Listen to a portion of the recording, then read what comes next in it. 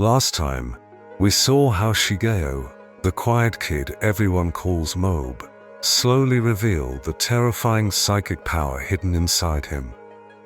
But that was only the beginning, because in this part, Mob's powers spiral even further out of control, and new enemies appear who push him to the edge. The question is no longer if Mob will lose control, but what will be left standing when he does. Welcome back to part 2, guys. Let's dive in. Here's where Ritsu starts to crack. See, he's always been jealous of Mob's powers, and frustrated that he doesn't have any of his own. But then, something changes. Strange psychic abilities start manifesting in Ritsu, small at first, but growing stronger. It all ties back to a shady group called the Awakening Lab, an organization that claims they can help people develop psychic powers. Ritsu gets approached by one of their members, and honestly, the kid starts getting drunk on his new abilities. Meanwhile, Mob's still doing jobs for Regan. By the end, Ritsu's starting to hang out with some shady psychic wannabe bullies, using his powers to intimidate others. You can already feel the brother versus brother storm coming. Ritsu's new powers keep growing, but so does his arrogance. It's like he's becoming the opposite of Mob, reckless, ego-driven. Then, things take a turn when a mysterious man named Kageyama shows up. He's a real psychic, and a member of a secret organization called Core. Kageyama doesn't just have power, he's violent, brutal, and not shy about hurting people to get what he wants. And what he wants is Ritsu. Kageyama baits Ritsu into the ground without effort, knocking him out cold. It's a brutal scene, because up until now, Ritsu's been on a power trip, and suddenly, he's reminded there are levels to this game. Mob arrives just in time to see his little brother taken, and for the first time, that calm, emotional counter shoots way up toward 100%.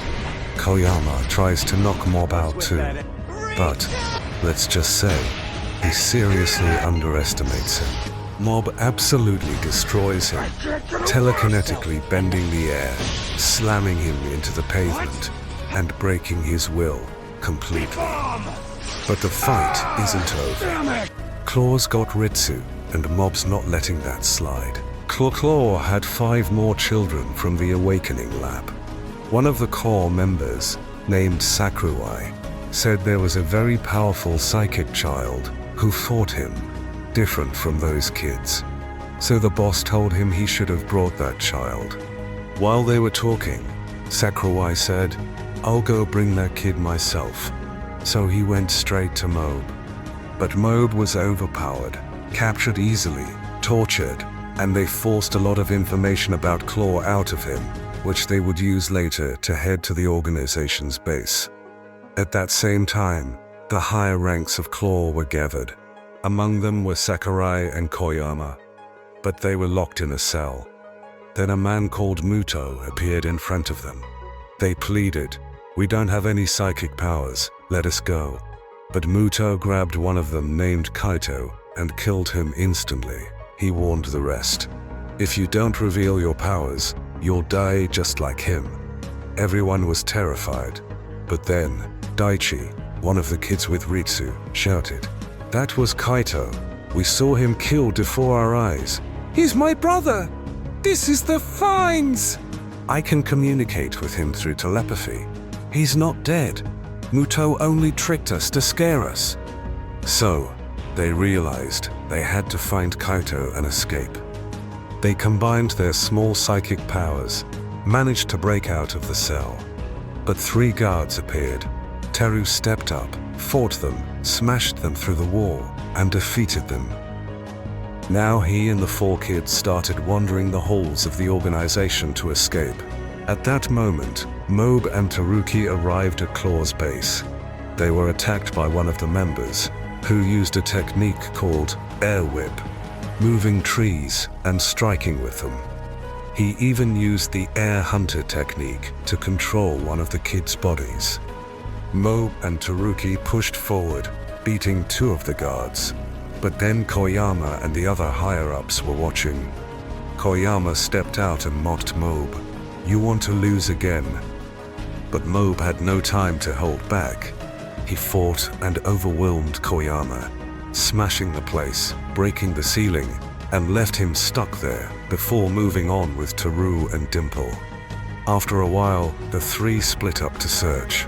Ritsu freed the kids and walked with them, but suddenly a boy named Sho appeared to stop them.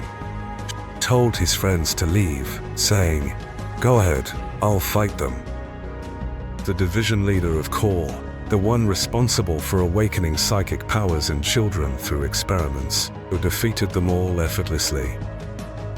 Meanwhile, Teru fought another group and also defeated them with ease. But then one of the higher ranks appeared, a man who attacked with fire. Teru shielded himself, then redirected the flames back at him. Another high rank appeared, Maraki. He struck Teru, knocked him down, and captured him. At the same time, kids were being controlled by a woman named Mukai, who manipulated dolls, but they smashed the dolls and broke free. Then another claw Esper appeared, Tsuchiya, who moved with extreme speed and attacked Mob, but Mob defeated her with a single punch. Back to the fight with Shao. After Shao defeated his enemy, Mob arrived, but then Muto appeared behind Mob, manipulated him, and Mob's emotions exploded. His energy reached 100%, and he lost consciousness. Muto collapsed, knocked out. Man, that was a close... Kageyama actually lost? It can't be. The guy who... Meanwhile, was fighting another Claw member named Miyagawa, who unleashed many evil spirits, but defeated him and sealed him inside a jar. Now Mob and his friends were all captured, locked in a room where they couldn't use their powers. Then Reagan arrived, having tracked Mob's location through his cell phone. When he entered the base, the guards mistook him for Claw's true boss, and they began following his orders. Reagan managed to free Mob and the others from their cell. But soon the higher ranks appeared, like Shibata. They doubted if Reagan was really their leader.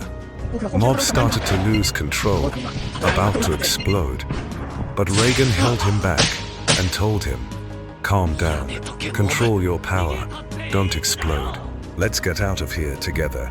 Suddenly, one of the Sakurai attacked Regan with his sword, but Regan survived. Muraki attacked too. Mob almost exploded again, but Regan stopped him and urged him not to lose control. Reagan shockingly neutralized the evil spirit inside him with ease, destroyed Muraki's clones, and even countered Shibata's gravity powers.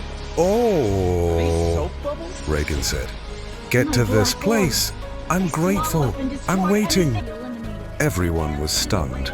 How could he do this?